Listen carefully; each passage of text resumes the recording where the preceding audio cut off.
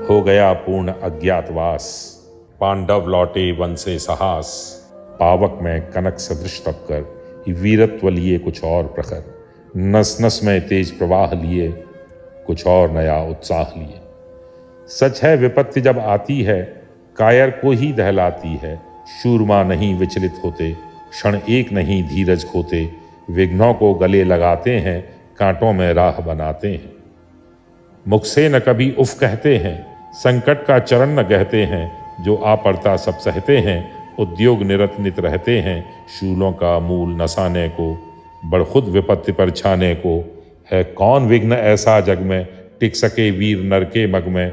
खम ठोक ठेलता है जब नर, पर्वत के जाते पांव उखड़। मानव जब जोर लगाता है, पत्थर पानी बन जाता है। गुड़ बड़े एक से एक प्रखर हैं छिपे मानवों के भीतर। मेहंदी में जैसे लाली हो, वर्तिका बीच उजियाली हो। बत्ती जो नहीं जलाता है, रोशनी नहीं बह पाता है। पीसा जाता जब इक्षुदंड, झरती रस की धारा अखंड। मेहंदी जब सहती है प्रहार, बनती ललनाओं का सिंगार। जब फूल पिरोए जाते हैं, हम उनको गले लगाते हैं। वसुधा का नेता कौन हुआ, भूखंड विजेता कौन हुआ। अतुलित यश क्रेता कौन हुआ, नवधर्म प्रणेता कौन हुआ। जिसने न कभी आराम किया, विघ्नों में रहकर नाम किया। जब विघ्न सामने आते हैं, सोते से हमें जगाते हैं।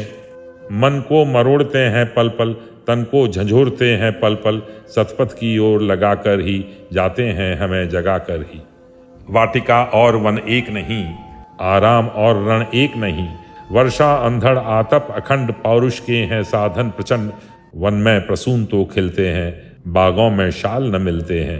कंकरियां जिन्हें सेज सुघर, छाया देता केवल अंबर। विपदाएं दूध पिलाती हैं, लोरी आंधियां सुनाती हैं। जो लाक्षागृह में जलते हैं, वे ही शूरमा निकलते हैं। बढ़कर विपत्तियों पर छा जा, मेरे किशोर मेरे ताज़ा। जीवन का रस छन जाने दे, तन को पत्थर बन जाने दे। तू स्वयं तेज भयकारी है, क्या कर सकती चिंगारी है।